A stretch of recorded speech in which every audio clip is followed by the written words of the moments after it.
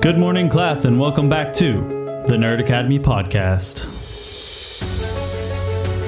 Hosted by our headmaster, Jared Bachman Stubbs. You can find all of us here at the Nerd Academy Podcast on Facebook, Twitter, Instagram, YouTube, and on our website, www.thenerdacademypodcast.com. Our shows, the Nerd Academy Podcast, Knights of the Nerd Republic, and Campus Life are released weekly at 6 a.m. Eastern Standard Time wherever you listen to podcasts. And don't forget, check out our Patreon where every donation helps to keep the lights on.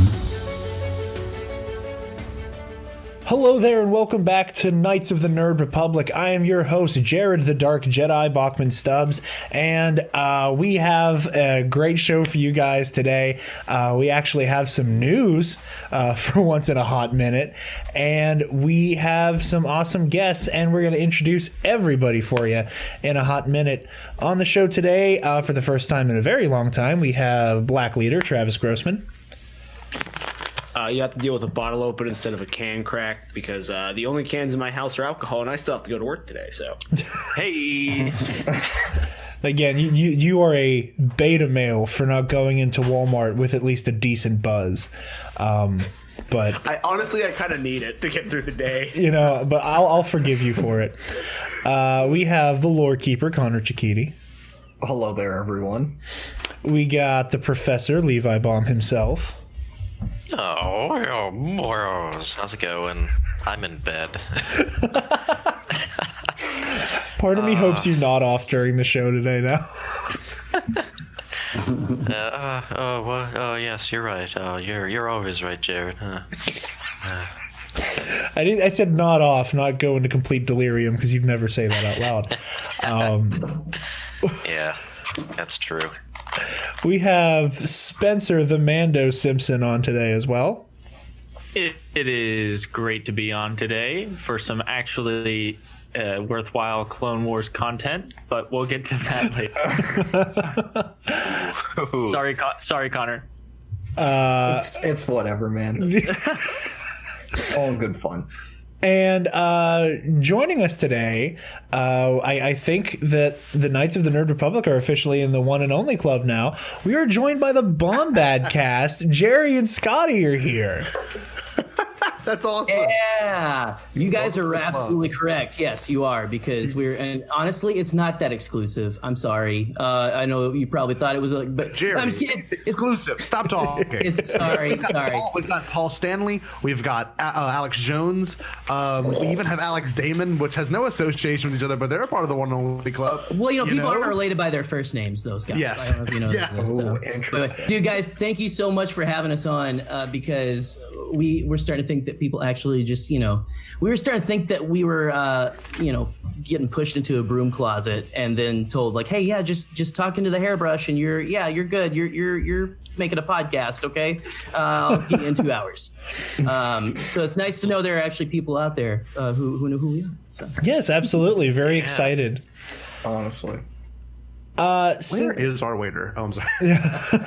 I'm glad we got an opportunity to sneak that in there. I wanted to say real quick, I think in lieu of a slice of life segment that we typically do at the top of the show, just because there's a decent amount of us on today, Scottie and Gerry, I kind of want to touch on the most recent, the topic of your most recent episode. Right. If you would be so kind as to explain to the panel on today's show and the lovely people at home listening the concept of the DNA of Star Wars. I think that was such an amazing episode with the pit boss himself, Ken Napzok. Travis and I are huge Schmodown fans, so I saw that in your like, oh, we have Ken Napzok on. I was like, oh, Daddy's on the show. The first competitor that I stand before Mike Kalinowski. So yeah, if you guys could explain that and like the whole that idea with the DNA of Star Wars, I'd like to talk about that for a little bit before we dive into the show. Okay. Pretty much it was a lot of Gerry's idea, but when we were acquiring the guest, we were just thinking of good topics, and Gerry really did such a great job with like pinpointing what Ken's amazing at. I don't know if any of y'all else like in here listen to Force Center, but before he did, Jedi Collider Council, he was also doing Force Center at the same exact time, and it was just like him and Joseph Scrimshaw have like the best wisdom when it comes to stuff, and like and Gerry was the brainchild of this idea, and pretty much when we were acquiring him, it just fit his niche. But Gerry, what does that mean? What does the DNA of Star Wars mean? I just kind of want to sit back and let you like go on it for a minute or so. I'm just going to kick back and relax. So pontificate on it, if you will. Pontificate, yeah, I use it, which is a kin knapsack. I used so many kin knapsackisms during that episode that I was like I realized having him on. By the way, I was crapping my pants the entire time. Because it's freaking kin knapsack, and you guys are Schmodown fans. I don't know if you listen to and I'm sure you follow some of his other content, but there's so much stuff that he's on other people. But if you follow like any of Collider stuff or the Schmoes, like Schmoes No Show and all that they used to do, like the interns would always talk about how like terrifying Kin is. And he's the nicest guy ever. It's just he's got like this professionalism to him that is like, and I'm talking like we hung out with the dude for an hour over Skype, but I was still just like, because I've been listening to this guy ever since I've been listening to podcasts. And so it was just kind of a crazy holy crap, here we are moment. Wait, there's one funny thing I have to mention. My girlfriend walked in during the meeting, I guess during the discussion, and she I forgot what she was doing, but she was telling me something. And she walked in and she looks the thing and she texts me. She's like, "Oh my god, he's so handsome." I'm like, "What are you doing?" Now he was way more handsome on Skype than I've seen. Like he's kind of shaved right now. Yeah, he's stealing my girlfriend from me. We've been together 5 years, and she was like, "He is so handsome." I'm like, "What is happening?" Well, they call beards like the push-up bra for men. I've seen posts on Facebook. They're not wrong. They are not wrong, and it's true for me, and a lot of people. I think a lot of guys. But Ken's beard, his chin needs no pushing up. Let's just say that is a chiseled jaw that man has. But you guys can just let your imaginations run wild right now. But anyway, just to get this long ramblingness over of mine and all that. That's you guys know that's our style. That's me and Scotty's style. Okay, it's my style. But it really kind of, I think, the genesis of the idea came from me listening to like Force Center and all those other listening to these guys who I feel like are leagues and leagues and leagues ahead of me as they call themselves Star Wars scholars. I think Ken does sometimes. And just the idea of, I don't know, we were talking, I think Scotty, me and you were doing our R2 We Love You episode. Yes. Earlier in the year. And that's when we kind of really came up with the idea. So we've really been kind of keeping it in the chamber, waiting for a good time and a good guest to really let it loose. But you had where's our waiter? Is he here? Where's Flo? Sorry, I had to throw that in there. Where are those droidicas? But Master Destroyers. It didn't sound like a racial stereotype enough. It didn't sound like a racial stereotype. Well, oh man. Okay. Woo. You'll get me started. But anyway, you take the whole genesis of the episode was you take a moment, just a small moment in Star Wars. It could be a couple seconds at most. It could be something someone says. It could be just the way music in a scene makes you feel. It's just a small, pinprick of a moment in a Star Wars movie that gives you an emotional reaction. I'm not talking about tears, but just that feeling in your gut, where you're or the chills that you get that I'm getting right now trying to explain it, because I just, exude all of this emotion. I'm basically emotions made carnate. But yeah, I think that's just people. But anyway, yeah, so what are the small moments that really make you stop and have that emotional reaction of any kind, whatever it is, that make you go, holy crap, this is Star Wars? I will so one scene. Go for it. None of you will be surprised. Oh, here we go. The listeners here won't be surprised. Okay. It was the "You Are No Jedi" scene in Jedi Fallen Order when Cal has to What? cast. Yeah, right. When Cal had. Who would have thought? Oh, When Cal has to. is that the Go ahead. the whole part with like him during the Order 66 kind of Yeah. sequence? Okay, because I like, the just Order played through that part. I haven't finished the game yet, but that good. That is, I got chills when you just mentioned it because that Okay. was an Yeah, amazing 'cause- part, man. Holy cow! Yeah. I'm gonna interrupt real quick, Connor. Can you turn yourself up ever so slightly? Yeah. Yeah, no, because I was trying to screw with it because a bunch of other stuff was like picking up on it. But all right, that should. Yeah, you're good. And, yeah, before we go back in, you're gonna find that I'm very loud, so I might come in on your all your stuff. so. Is that good, Jared? This is why God made compressors.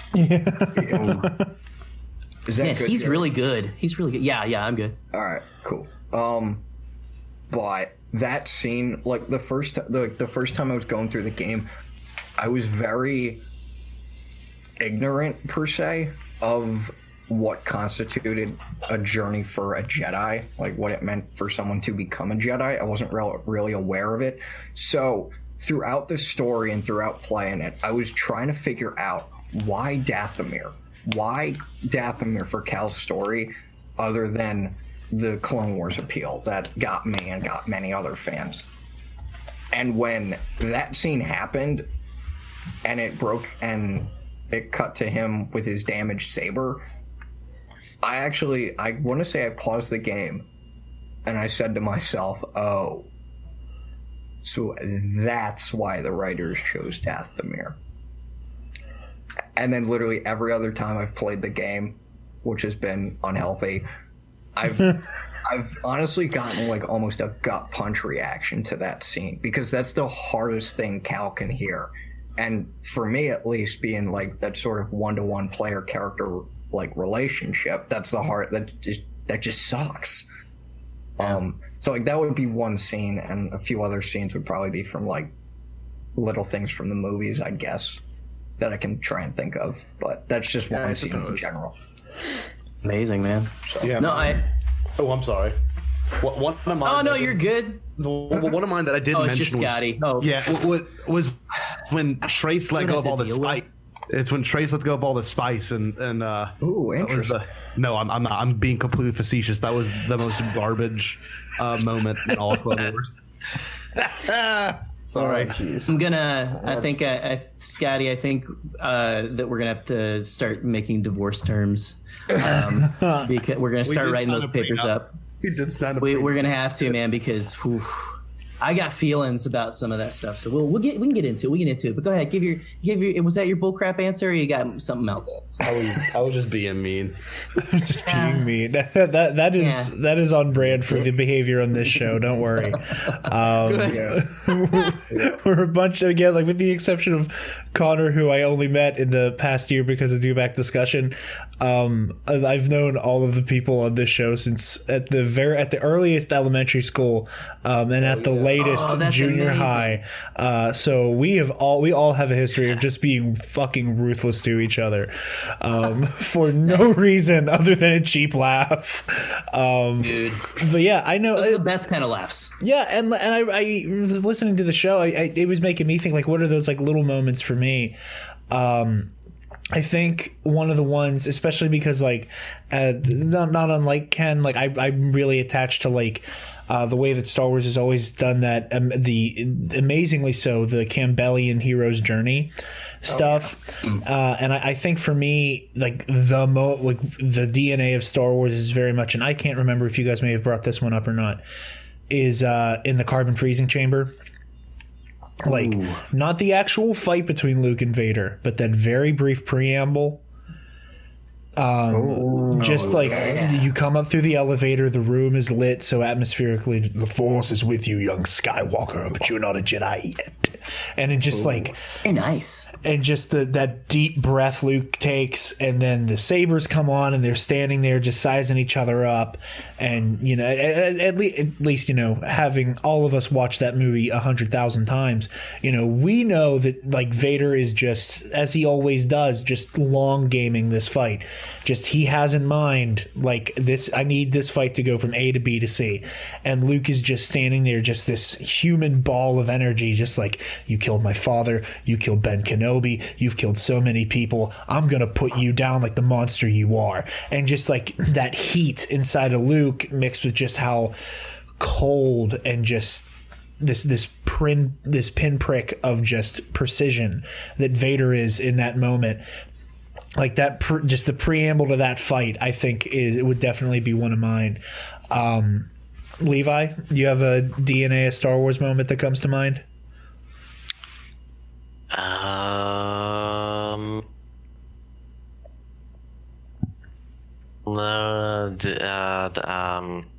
If you want, I can go while you think of one. When, or not. Not the massacre that happens after, but just the moment when Vader turns his lightsaber on in I thought you were. I almost thought you were going. Shout out to you guys. You were on Blue Bantha Milk Co. live last night and stuff. It was fantastic. Good job. Whenever I don't know when this is releasing, but on day of recording, I watched you guys. This will go up This will go up tomorrow morning. So yeah. Oh, cool. So yeah, Friday night when you guys were on there, man, bringing up I totally thought you were going to Revenge of the Sith, man. I totally thought you were. I did too. I thought you were about to be like, yeah, that moment where he murdered all those children. No. Yeah, that's a DNA Star Wars moment for me. Quintessential child murder is quintessential to the Star Wars story. I was like riffing in their stuff. Like I think they mentioned something interesting, and I'll stop stealing your spotlight. But whenever you guys were talking about mentioning how they should be, you should keep Star Wars PG and all that, but I kind of was throwing in there. I really agree with that. Although you could have whatever stories, but Star Wars is also about people getting their limbs cut off and getting burned alive. So that's true. That's the thing. I can't think of another kids franchise that has this many dismemberments. Like I'm trying to, I've seen Frozen a lot recently, and I think there might have been one on the new Trolls movie, but I don't know. I think we'll give it to Star Wars. Don't get me started on the new Trolls movie. Don't. I'll Trolls Infinity War. Oh man. We gonna talk about the Trolls movie again? No, we're not. I promise. Oh, sorry. Yeah, I just watched it. My kiddo's birthday was Friday, and so we rented that little flick. So, but yeah, man. Infinity War for children. Infinity Trolls. Yeah, Infinity Trolls. I can't because we're gonna get way deep into Trolls on the Star Wars podcast. We don't need to. No, we don't need to. Travis, you said you had one ready? Yeah. So, as it might come to a surprise to you, I'm a big fan of Poe Dameron. And yeah. Really? What? The cosplay and stage name didn't give anything away. I cosplay him, and I go by Black Leader on all our shows. Who would have thunk? So the entire and the reason I love him so much is the entire opening segment of The Force Awakens. The sass he gives to Kylo. Oh, dude, yeah. But even more so, the brilliant parts. The first time he talks to Finn, and that immediate connection of we're bros, right? Yeah, we're bros. Yeah. At the very least, bros. And every time they see each other after that, it's just yeah, that's my friend. There's not a moment of doubt. It's just that's my good friend. And that's the person we should all be, right? Everyone wants that Poe Dameron best friend energy. And by the way, real quick, if you cosplay Poe Dameron, man, if you look anything like Poe Dameron, then I'm gonna have to keep your pictures away from my wife because that's her all she will leave me for you. Just saying, she's a big Poe fan. She's a big Poe fan as well. So. Oh, you have no idea. Travis is an amazing Poe Dameron cosplayer. Stand by. He is. Oh man, I have his hair. That's about it.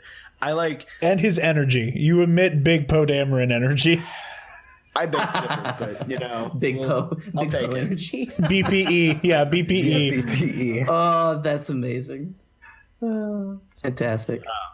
But yeah, just pretty much every Poe Dameron scene, but specifically the opening of Force Awakens, I can watch over and over again. That's a great pull, man. I love that. Wait, another scene I just remembered, and you just reminded me of it, Travis, is the opening of The Last Jedi. That is also another scene. That's a great moment. Huge DNA of Star Wars for me. Love that. Holding for I hugs. can watch that over and over again. Oh man, I don't even hate that hugs line, man. Like I'm just like, man, that's Poe. That's 100% Poe. What makes that so much better when he says the whole, I have a message for Hugs about his mother. The fact that he's born illegitimate in Africa. That makes it so much better. I like to think it's like one of those things where you make the joke and then someone does the whole like you know, if you like say something like, if someone makes a your mom joke, you go, my mom's dead or something. That's the only answer to give to someone to make them feel bad for making a your mom joke. Yep. And can we just say, why are there so many people? And I'm sorry if anyone thinks this here. Why are you so upset about a mama joke, your mama joke in Star Wars? You don't think people have moms in Star Wars? Anakin only had a mom. I mean, come on. We're in the gap. I mean, this franchise has so many like very infantile poop and burp jokes. Like this is right there with it. You know, the Eopie shits right in the Boon to Eve classic. The Sarlacc belches after eating Boba Fett. Like whatever, man. Like we're all here for it. And if you listen to this week's Bombadcast, you know that watching through the special features of the 4K box set, man, like we dodged a bullet. That thing was like 30 seconds in length, and they cut the tail end of it off and put it in the movie. Just so you know, pun intended. So,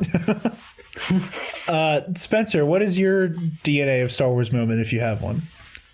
I've been thinking and like bouncing back between a bunch of them, but I think the one that I'll settle for is in Revenge of the Sith on Utapau when the 212th kind of parachutes in. Oh, yeah. And the assault begins. Ooh. Yeah. Ooh. Ooh. Ooh. Yes, please. Great, That's all I need to. That's all I think we need to say on that moment. Just a chorus John of Williams ooh. score kicking into, you know. Just whatever. Just in Revenge of the Sith, that stuff as well. Yeah. Incredible.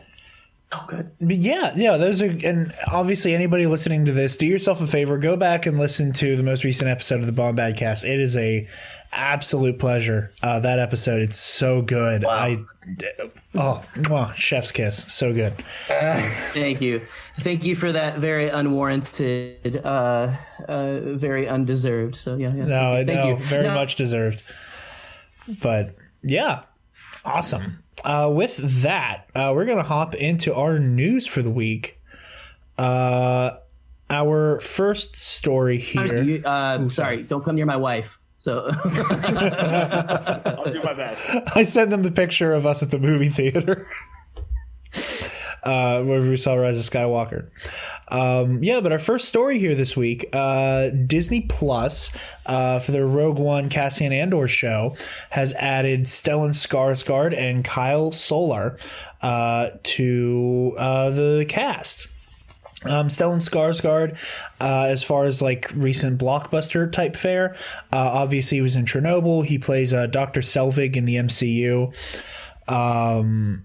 They are still in final negotiations for the roles, and Disney has not commented yet. However, it is likely that they will be brought on, according to this Variety exclusive. Like I said, most people would know Skarsgård from Chernobyl, the Thor movies, Mamma Mia, if that's your kind of thing. And the Solar, his biggest job so far, he's not had as much exposure, has been in 101 Dalmatian Street, Poldark, and he was in the HBO movie Brexit, along with Benedict Cumberbatch. So yeah, we got some casting news for Cassian. Very exciting stuff. Very much looking forward to that. Probably. What was that? No, you can't. Son of a bitch. Hey, but no, audio problems on our end. So What this means is that his. Here we go, coming back in. Only way. just to make sure. I usually do that too. Hey, where's our waiter? Just to be safe, right? All right, Spencer, you want to take point on this next story? Well, and maybe. Okay, back for some mild technical difficulties. That was fun. Federation. Not unusual for us. This has been fun, y'all, but this hero has to go to work. So. Right. See you later, Poe, Lady Killer. Have a good day at work, sir. My hero, Markadamia. My hero, Markadamia. Travis. Hey, seriously, nice meeting you, Travis. Have a good day, sir. Great. Nice meeting you, Great meeting Travis. guys, too. Love to have you guys on again sometime. Yeah, man. Yeah, thank you for coming back on, Travi. It was nice having you again, man. He is gone. Yeah. Alrighty. Spencer, you take point on this story, sir. Sure. So first up from Variety this week, Disney Plus has cast 2 individuals for Oh, no, not the Cassian story, the Mando one. The first Mando one we have. Oh, well, you put... I didn't think we had... One moment, please, friends. So, from StarWars.com, set to debut on May the 4th, fitting day of release for this. But Jon Favreau is going to be heading up a behind-the-scenes making of live-action series on The Mandalorian that will cover all kinds of behind-the-scenes action and the making of for The Mandalorian, which is very exciting because we've never had a live-action show for Star Wars before. So especially, I was talking with my dad the other day. He just finished his second watch through of the first season of The Mandalorian, and he remarked time and time again just how well it was done. And so I'm really excited to see some of the behind-the-scenes stuff, some of the trouble that they encountered, or some of the challenges that they overcame to make this happen. So that's coming to the gallery, and it will premiere on Monday, May 4th on Disney Plus, and then every Friday after that. So we can look forward to that, and I certainly am. Yeah, that's really exciting stuff. I know we talked about this on Blue Bantha Milk's stream. I said, me personally, I just really want to see Favreau giggling to himself about the general public not knowing about Baby Yoda. Oh God, Yeah. That's my They highlight. kept that under wraps Yeah, for right. so long. that was blows one of my mind. DNA of Star Wars was the reveal itself, and how I was at the panel in Celebration, and at no point was this hinted at, and it was such a huge mystery. I guess I hope there's all dedicated to just him in the creation behind That'd be him. awesome. Oh, gotta be great. Yeah, and that's such a crazy thing that I don't think anybody could have predicted. And I remember Ken made the joke about there's going to be a bunch of Baby Yodas. When he made that, I remember him saying that. Because I was religiously watching Jedi Council when it was still a thing, and I would listen to it while I was at work, and I was like, fuck Baby Yodas, what the hell is he talking about? And I'm watching the show, and I'm like, yeah, Ken knew something. He did not pull that out of his ass. That was not an accident. Oh man. But yeah, I'm very excited to see that. Part of me, and I didn't think about this until earlier today, and I wish I would have made this joke on stream. I really hope that they show Jason Ward just laying in the sand dunes, just taking pictures from a half a mile away. You just see one of Jason's kids being slowly lifted with the camera above a sand dune or something, in Jason's arms, all that. Lion King style. Just, the man, yeah. gotta get a scoop from making Star Wars. But no, yeah, I'm very excited for this. I always love the behind the scenes stuff. It's always such a fun peek behind the curtain. It is. So yeah, this is really exciting stuff. Yeah, this is, what was that? Mind if I give my perspective on this, because I find it very interesting. Just one thing in particular. Yes, I do mind. It's not my show. Sorry. The idea of this releasing now, and this is just my humble opinion, I think it was all pulled out of their. Yeah, you think so? completely pulled out of their Ronto butts, because just the idea of it not releasing and like nothing building up to it. Like, this seriously was dropped on a Friday by not the Star Wars show, with nothing really attached to it. It was just like an article. It's like, oh yeah, we're gonna have this docuseries. And it's so weird because this is one of those things I think the COVID crisis has made. Like, these people that need to get new content out there, because honestly everything's being delayed. Like, the release of everything, maybe even the post-production of Mando season 2 has been delayed. I don't know. So the idea of it already having this footage, someone at home that Mickey Mouse is whipping to death is steady putting this together as fast as he possibly can. So that's white slavery. No, but I mean, no, truly, I do think this was completely born out of, oh my God, we have this footage. Let's get this out now as fast as possible. And to think like no one had the scoop on this. Like, this was something that I really do think came out of just the COVID crisis. You're probably onto something there, man. You're probably onto something to do. Looked at the calendar. May the 4th's coming up. Yeah. Like, dude, okay, they're straight up like one of the Disney animators is making like Olaf shorts. They're like 30 seconds long each, if even that. But they're freaking doing that from home. Like, yeah, dude. Like, you got to be kidding me. They got to be doing that. And again, I have a 3-year-old. So. Yeah. I also am a Josh Gad fan. So. Oh, absolutely. Just gotta roll my eyes sometimes at what Star Wars does with its dates and everything. Yeah. Kind of like they go out of their way to do certain things. It's like I'm going to be a teacher. I'm in college right now. All those stupid acronyms. Holy like no, you have no idea that they're the dumbest. You know how Patriot Act, that's an acronym for what it stands for? I did not know that was an acronym. Yeah, it's a freaking acronym. I kind of remember. Why did it have to be an acronym? I don't know. The name is snappy enough that it's on its own. Yeah. Yeah, I guess. But all like the educators or people who study education, they love their acronyms. They go out of their way to have I one. can attest to that. Friggin' the education courses I was in before I dropped it. There was. I was like, too many acronyms. I can't handle this shit.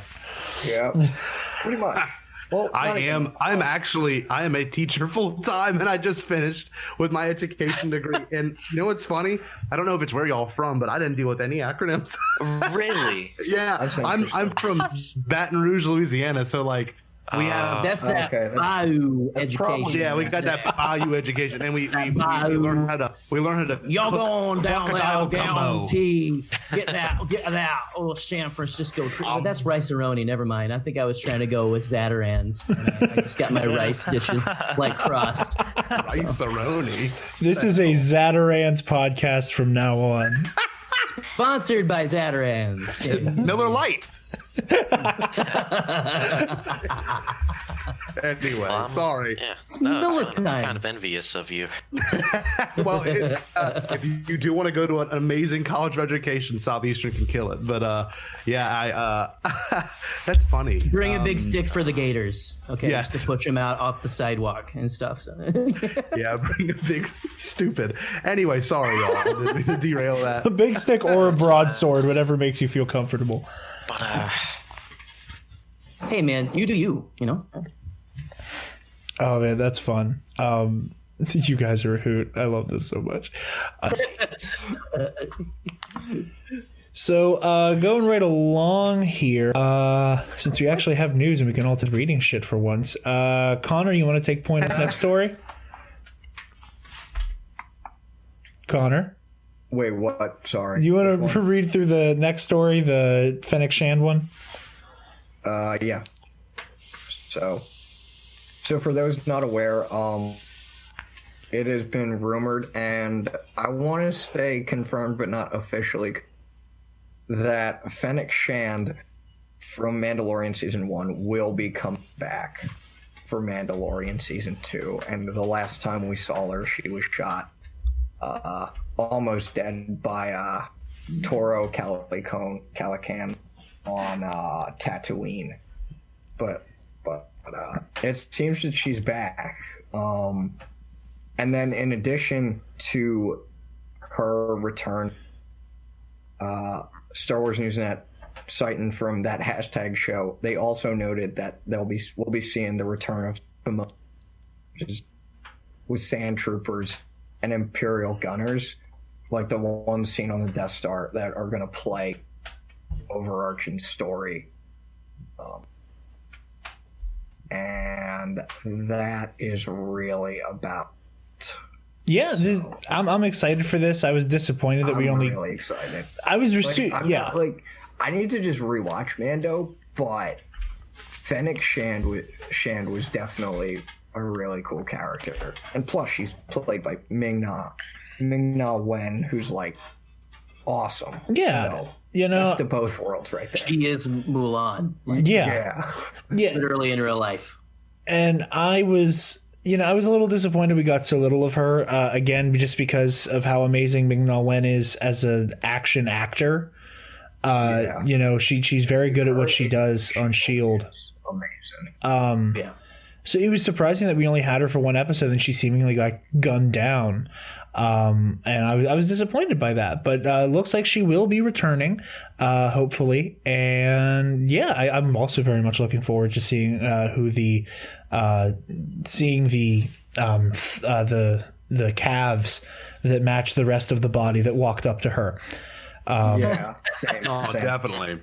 I would have seen character. Yeah, unless we're just going to get calves for the entire duration of this show, and we never see their face. It's the new Tarantino. Yeah. Instead of Tarantino with feet, it's Favreau with calves. Yep. John Favreau. Watched Onward on Disney Plus recently. That was the so new Pixar good. film. I freaking love Pixar movies, and that one was amazing. But like Someone said. That's what it is. It's the dad from there. It's just half of a torso walking around, or like the dad from Cow and Chicken. Which again, I talk about my kid this whole time. My kid just started yesterday going like, "Hey, you're Ian, and I'm Dad," and she'll walk around like tap her foot around. I realized it's like I've never. Man, the things kids can pretend to be today, like it's like half of a torso. Truly wonderful, the mind of a child.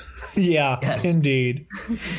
But no, Gerry, a little transgression with Pixar. Someone tweeted out, Pixar makes you hurt, but you're happy about it. I'm like, that's just that's their motto. Forget it. Yeah. That's their motto. Well, they basically now, and it's funny. It didn't always used to be like that. Like their movies have always had heart, but it is funny. The last 10 years of Pixar, especially, like ever since Up, they've just been like, they could make every title of every movie like, this one's about a kid and a bunny, but it's also really going to make you think about death, and it's going to make you cry too. Well, I mean, their next one is like freaking about death, right? Like, The first, I remember I rewatched Toy death Story and 2. reincarnation. Yeah, I remember I rewatched Toy Story 2, and I can't get through Jesse's backstory without just absolutely. Oh man, That song. I can't think about that song. I can't think about that. I can't listen to that song without sobbing. It's bad. That song is weapon grades feels. Like that should be banned in all 50 states. I agree, man. Every Toy Story has like a moment in it that just like basically makes you need to go see your therapist, right? In the best way. Buzz Lightyear tries to commit suicide in the first one. He like jumps off the thing, like Jesse's backstory. All the toys think they're gonna get like executed. Garbage. Where they're like, that part, I cannot watch that. Levi, stop. Levi, don't you dare start singing that godforsaken song. Watch them get sliding down into the inferno in Toy Story 3 without like going like I'm trying to explain like to my 2-year-old like what's going on. She's like, what's going on? I was like, they're holding hands because we love each other. We're a family.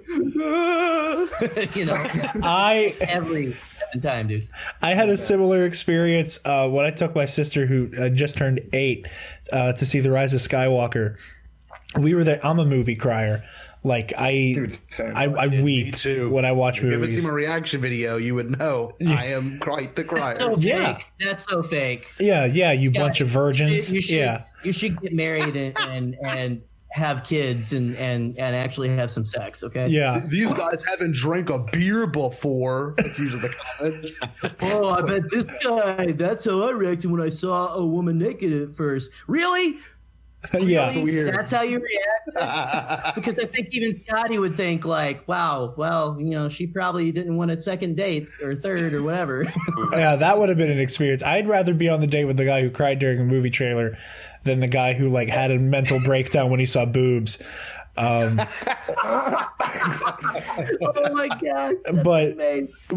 I took my little sister to see The Rise of Skywalker, and this is maybe like my 3rd or 4th time seeing it at this point. And I, as you guys might know from my tweeting about him, I'm a big Kylo Ren Ben Solo fan. He very quickly became my favorite character. And I heard that, Connor. And I'm sitting there with my sister, and at this point, like it's during all this stuff at the end on Exegol, and I'm spending from the moment with Allegiant General Pride with like, as I served you in the Lost War, from that line on, I'm just mentally preparing for Ben to die. And like prepping myself for the heartbreak of having to watch it again. And I'm sitting there and I'm like, okay, I'm probably gonna cry, but like, I got this. Like, you're not crying because it hurts. You're crying because even though you're not a fan of it, this scene is still beautiful. You got this. That's awesome. You got this. You got this. You didn't got this. And I didn't, because I also indoctrinated my little sister into being a Raylo too. And I'm like sitting there, and I look over at Kira, and like who one of, if not her favorite characters in Star Wars is Rey, collapses dead, and Kira's like jaw lands in her popcorn. Obviously she didn't say this, but she was basically like, "What the fuck?" like that was the most what the fuck face I've ever seen in my life, and I wish I took a picture of it. And she's like, "Did Rey just die?" And I'm looking at this child. I'm like, I'm not gonna spoil what's about to happen to you in 30 seconds, but it's only gonna get worse, kid.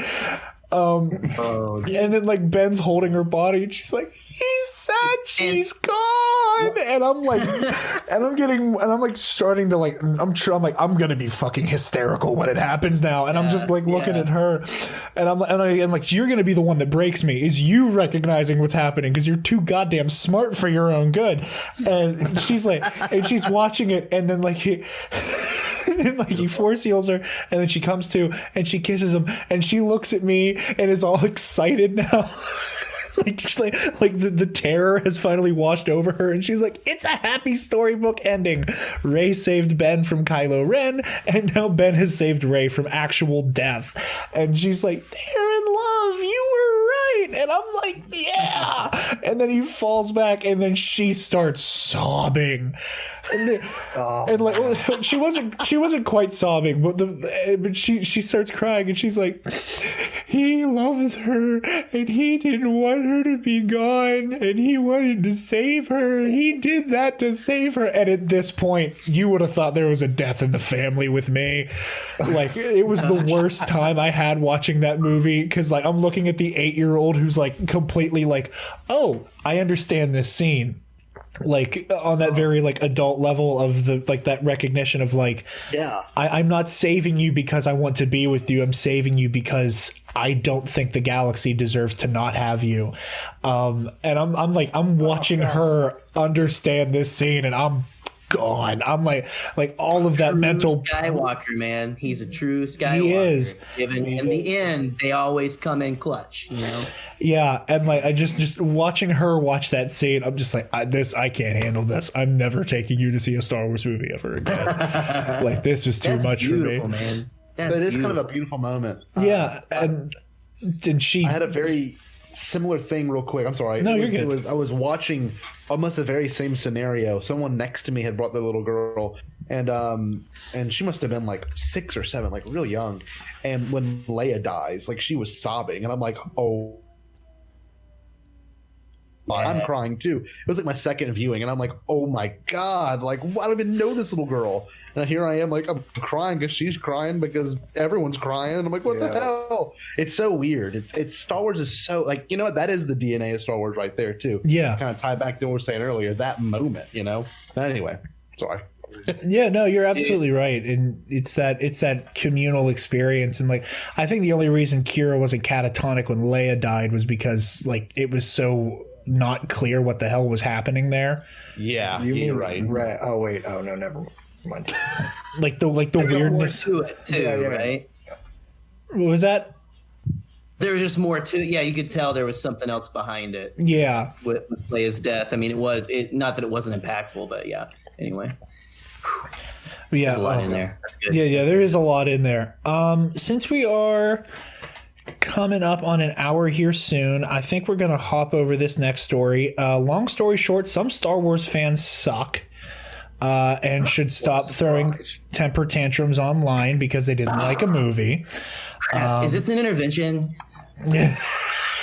Kind of. Sorry. Yeah, we brought you on under the cover of having you guests on this podcast, and now we reveal their true intention. It's an intervention, Gerry. You guys are good. Go ahead, continue though. Why do they suck? Daisy Ridley was interviewed recently and was talking about just being confused as to where the love went for Star Wars. And to which I say the same thing that the headline of that AV article says, "Are you new here?" Because this fandom is psychotic. And I think among us, Levi, you might be the one who has your fingers in more fandom pots than any of us. I do. Yeah. Star Wars is rivaled only by Ruby's fandom as the worst that I've ever seen. Wow. With just how absurd, the fan entitlement, which I think you could make an argument for in like some loose cases, but to the point of this, I have mixed feelings about The Rise of Skywalker. I'm not attacking people online about it. Stop being dicks. I know. It's like, just, that's what, I said this on the, I think I might have said stream or not, but, I follow a pretty good amount of mutuals that like aren't huge on it, but like, and they just like tweet about it almost constantly, just like how frustrated they are with it. And at first I found it pathetic, but like, and then I was like, you know what? This is probably the one site that they can just vent, and I just need to let them vent. I sort of I'm a laissez-faire approach with the Star Wars fandom. I do not get involved. I do not want that to ruin my day or my life. Yeah, no, that's fair. It almost has a few times. Yeah, the discourse around the movie has just been... that's what almost made me not like the movie. Yeah, it was a bit of a dumpster fire. But what else is new? Yeah. This fandom is our dumpster fire, damn it, and we're going to take care of it. I thought you were talking about the movie. No, I wouldn't go so far as to call The Rise of Skywalker a dumpster. It was a bit of a dumpster fire, I can tell you. Yeah, we're not doing this. For me personally, I wouldn't go so far as to say dumpster fire. There are dumpster fire elements, but Jared, did we talk about the Rosario fire spreads? Ooh, we did not talk about the Rosario Dawson story. Can I just? It's basically everybody that she hasn't really heard much about Ahsoka being in season 2 of Mandalorian, and she doesn't really know. But it's basically confirmed. So, yeah, her direct tweet. That's the long and short of it. Her direct quote, rather, which I think is hilarious, is, "That's not confirmed. When that happens, I will be very happy." I love her for that. Jackoff says the same thing. For those, Jackoff is the voice of Bo-Katan, and someone asked her about Bo-Katan possibly showing up in season 2 of Mando, and I can't remember the direct quote, but it was basically along those same lines. Yeah. All right, you pretty much confirmed Yeah, at the very least, she's been talking to Jon Favreau and Filoni. Like, yeah. Holy crap, dude. Bo-Katan in live action, I'm down for that. Give me. Inject it into my veins. Absolutely. Yeah, with Speaking that. of Bo-Katan, we have close. God, that was textbook. Oh, God, that was a masterful segue. Shit, dude. Thank you. Speaking There's of another like story though. thing, though, but okay. What else did I skip? Stellan Skarsgård and Kyle Soller. We talked about that up top. What? Unless it happened while I was cutting out, but I ran through it. So we have that. It's in the audio. Oh, yeah, I must have been cutting out then. But yeah, we talked about it. We're good on the Stellan Skarsgård story. Well, now I'm like a fool. No, you're not a fool. It's the internet's fault. You didn't do anything wrong. Inject Stellan Skarsgård into everything, please. That's all I gotta say. I could. Stellan Skarsgård. He can be on Folgers commercials and anything. Just give that guy jobs. I'd listen to him read the phone book. I love his voice so much. But yeah, we got Clone Wars this week, and oh my God, this was a hoot. This episode was something else. Wow. I know Connor, Levi, and I got to get into the weeds about it last night on the Blue Bantha Milk stream. So I am going to give Scottie and Gerry the floor here, and then Spencer, you can talk shop after them, and then we can really get in the weeds after that. Cool. Well, let me just go ahead and take the weeds away from Scottie and stuff because he doesn't need any anymore and all that. I don't think it's even legal down there in the bayou. We smoke sugarcane here. But also, I don't know, man. Like, I've been like a big fan of the last Ahsoka arc and everything. We'll get more into this kind of stuff. Like, if you don't mind, if we give a little sizzle here, you said this is releasing Sunday. If you're listening to this before Sunday evening, you should go to our YouTube channel and hang out with us in our live, what do we call that show? Experience Outranks Everything, a Star Wars After Arc show. Come hang out with us and Alden Diaz kind of talking about this live. Yo, I love Sunday. that guy. Dude, Alden's the best. And he's good. Yeah. So, and a little sizzle for next week's episode. He will also be joining us right after we're going to record the next week's episode. So stay tuned for that. But not to give too much in, man, like this was the first episode that I was up late. I think it was like I was up at midnight because I don't have to get up early for work right now because of, stuff. Because of stuff. Because of the world. And I'm kind of reverting back to my college days where I was nocturnal. Yeah. Yeah, dude. Dude. I'm a night owl too. Yeah, man. It's insane. But anyway, so I started seeing people talk about I think, Connor, you might have been one of them, like 3 more hours until it drops. This was at midnight.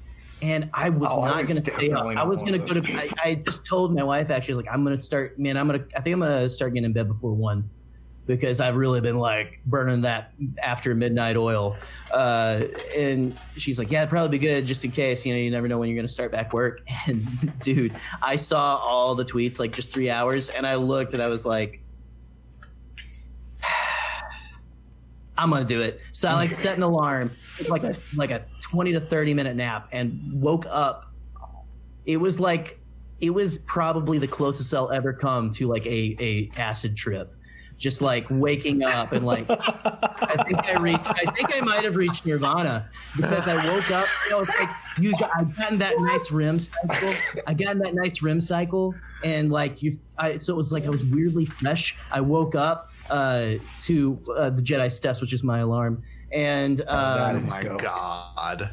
Turned on Disney Plus because I slept on the couch for like 30 minutes or so and just watched the amazingness that was this Clone Wars episode. And man, I feel like I had the secret knowledge for a little bit there, man. Like that a was an transcendent experience. You were like out of your body. That was beautiful. Oh, It was that's like, awesome. yeah, those gifs of people like floating and glowing. That definitely happened. So Jerry's a big fan of ayahuasca, and before he doesn't mention that, and he got a hold of some ayahuasca. I have it in my South- coffee right now. No, I'm just Yeah, he got some Michigan. ayahuasca from Michigan. South I was in Michigan. I don't know if you're Amsterdam. Michigan's the Amsterdam of the United States. So, Yeah, and their main export is ayahuasca, which is primarily the found in South America. entire state is. So yeah, there you go. You describe this, and all I yeah. see is like you. I'm seeing the scene from Doctor Strange. Whenever like the like when you know exactly where I'm going with this. My cat like touches my forehead, and I just Yeah, like but then, like instead of Tilda Swinton as the ancient one, it's just like Dave Filoni in his fucking cowboy hat, just sauntering up to you and just like poke Siege of Mandalore. Like, I mean, one thing can be said: that episode was the best paced episode of any Star Wars animation ever. Like they did not, no line was wasted. I think you're absolutely Spice right. Getting dumped randomly, no stupid characters, no dumb characters. It was great. Sorry, it was really. I don't know. Hey, I'm gonna give you the Fandom Menace's number, man. Maybe you can write a book with them. All right, There you cool. go. Oh, that was ruthless. So back to what I was saying, Gerald. I really, it was one of those moments too for me, Jerry. I was watching it, and when it hit me with the old Lucasfilm logo, oh my god, Dude. I felt like I was a little kid again. I'm like, what is this? Like, why? When That was happened, really cool, and that's not even like you. Well, you guys know I'm a special edition purist, so. Same here to a degree, to the for most. Continue. I am original cut purist, and seeing that green logo destroyed me. And then they used the main theme for Star Wars. What the hell? Not even the Clone Wars theme. Okay, did they straight play that, or did they like rip that from one of the? Did they rip that from A New Hope? No, they legit. I really do think they like just threw in the files from. I don't even know the Rise of Sky. I don't even know because it was just so amazing and did not expect it. It was the Sounded actual very classic. Very. I And, was expecting a text crawl, not gonna lie. Yeah, I mean, At that me too. point, yeah. And dude, the part one almost looked like it wasn't finished rendering. Like they just like threw a font in. It's a part one. It just looked like a bad Windows movie edited video from like 2006. It's what it just looked weird. And then the red logo, and then probably the greatest intro of all time in Turning Clone my Wars. nose up at your... Sorry, I'm making fun of you still. Go on, continue. I don't know. I was blown away by it. Like truly, Yeah. I was like, this is just incredible. It was so cinematic, and like you can tell that. I really do think since it started with a movie, I think they're trying to close out with a movie essentially. And like It really does feel that way. it does. It, Like the pacing and the music was just so on point, y'all. I was blown away. Have they been releasing the albums like after each episode, or is it like it seems like they release like a compilation at the end of the arcs? I don't know. It's all I've been able to find. But like, I want this music. Like, this is the best Kevin Kiner's ever done. Like the whole opening with Anakin and him, like, and again, like we're just like turning this into the Bombadcast, I guess, right now. No, But, that's like, okay. dude, That's why we brought you on, for you guys to talk. Dude, you guys love that, like, it was basically Anakin's version of the sail barge assault. That whole. It was. I felt it was that, and it definitely. And the what? We lost He Connor. said the sail barge assault because like the music played, which I loved, but to me, and it was the only reason I know this because it was pointed out by friends of mine. It also feels like Anakin's version of Luke facing down the First Order in the Last Jedi. Yeah, and as somebody who has the hot take that The Last Jedi is the best Star Wars movie, It's not hot take. That's wisdom right there. and That's wisdom. I've been lynched online for saying that many times. I can screw off. But yeah, I agree. But like, Judge him in my mind. I know I can't, and I'm okay with that. And I can. That's fine. It's being judged by complete strangers that is the part that no one likes. Yeah, that. Seeing that again, I'm going to be quoting Ken again. Like, everybody loves to make fun of the, it's like poetry, it rhymes, thing. That I love that Star Wars thing, though, dude. Yeah, it's such a Star Wars thing, especially because Clone Wars goes out of its way in the best ways to have those mirrored moments. Even for all its flaws, like the last arc, when they like almost frame by frame recreated Vader sensing Luke on the Imperial shuttle. Whenever Ahsoka and the Martez sisters flew by, like little things like that, like, having it's framed and shot almost the same exact way, with Luke walking up there with, like, you have the shot instead of the macro binoculars, and like what the hell is this guy doing? He knows we can liquefy him in half a second, right?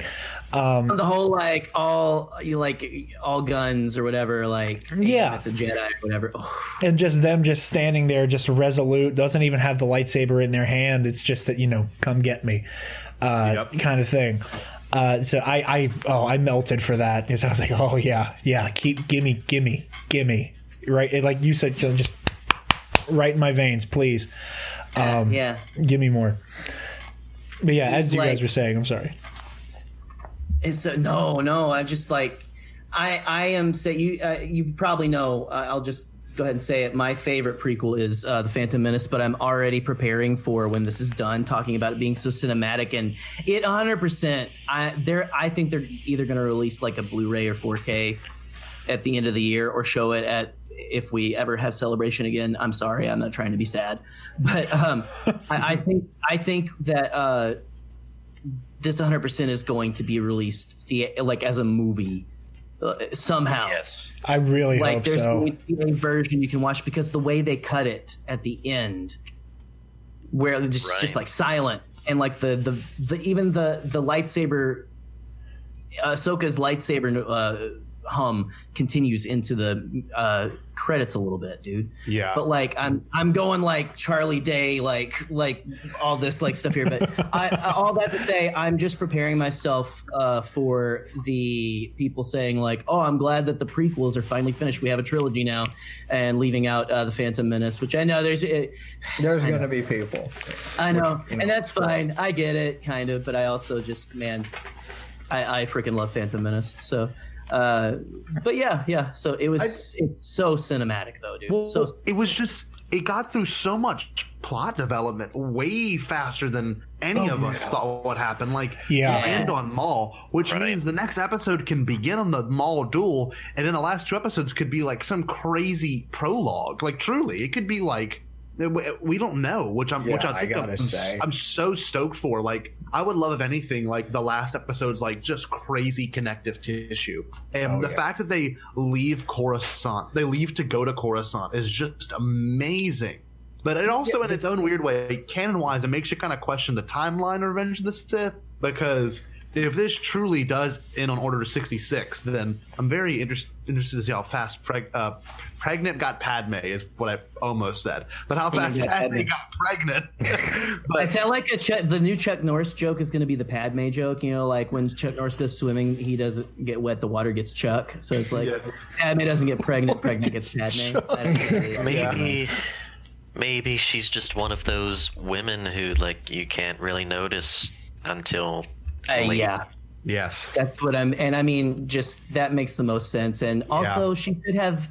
We don't know, man. The clothing in Star Wars looks old school, but it's like crazy, like maybe it's like holographic. She's wearing one of those holographic things like they did in the Clone Wars earlier. We're like, and I mean, maybe, and you can make the argument that, like, because of how extensive her wardrobe is, that like the only reason we see her baby bump in Revenge of the Sith is because she's wearing clothing that is revealing it to Anakin. Where, like, anytime she's making a public appearance, like, we're in the very long, flowy, puffy gowns that would, like, very well hide that. And that's the only reason, like, the only times her baby bump is really visible in Revenge of the Sith is when she's in her nightgown with Anakin on the balcony, and in that jumpsuit she wears on Mustafar. Yeah. And she just started going to like Dex's Diner and getting burritos all the time, just so people would be like, "Oh, that's okay. All right, man. Cool, Padme." Yeah, that opens another plot hole. How is Anakin that freaking stupid? I love that it's canon now that Anakin is a cool guy, is a hero, is like straight up like a really awesome, cool dude, but absolutely is completely dense when it comes to knowing things like that. It's such a typical dude thing where it's like Anakin is like, he's a good guy, but he's totally like, whoa, pregnant? I don't know what. Yeah, like I wouldn't even consider that. I mean, I can see where you're coming from. That's just Anakin in general. It's like this dude who Anakin is the guy who only drinks Monster energy drinks for every meal and stuff, and like where's drinks Anakin's a Kyle. Yeah. Anakin, he's a space Kyle. Between a Kyle and he rides a skateboard to the briefings and stuff, you know. I think I did that for J.J. Abrams too. Him and J.J. Abrams are of the same spirit, I feel like. You know. This conversation has created two new headcanons for me. One of which is that the reason Anakin doesn't realize Padme's pregnant is because they don't have sex ed in the Jedi Order. Totally not. He's like, what is happening? And he was confused the first time they had sex as to what actually happened with his body. He didn't understand what happened to him physiologically. And then turned around and went, wait, when I did that, it made you have baby? What? So you have that. The other headcanon you guys have now created is that off screen at some point during Revenge of the Sith, Padme during like the wee hours of the morning had like an absurd night craving for, or like a pregnancy craving for like Dexter Jettster food. And woke up in the middle of the night, grabbed Anakin by the cybernetic arm and went, "You're going to Dexter Jettster's and you're bringing me Jawa juice, or I will take the other goddamn arm." Like to make it more realistic, grab the real arm and stuff. When he's like, "But it's so late," she then grabs him like by the jaw, like sticks her hands in his mouth and stuff, and like pulls his face to her and goes, "No." Listen here, sand boy. Just saying, man, that pregnancy strength and it's a thing, man. It's a thing.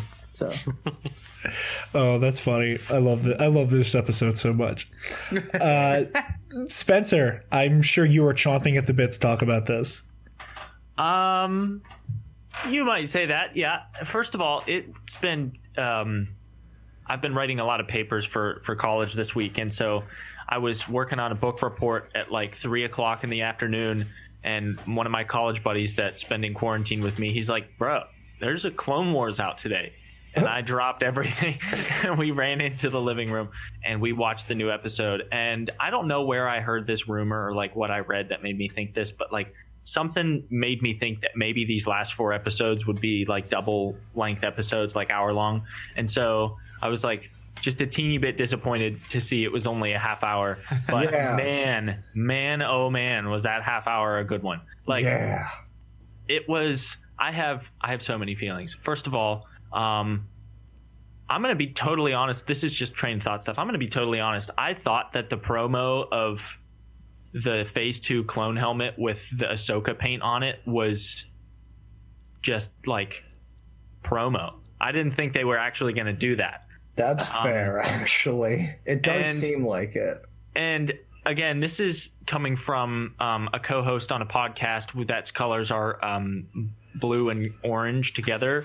But like, I wasn't a huge fan of like the orange markings on the blue 501st armor. I was like, that just seems like it.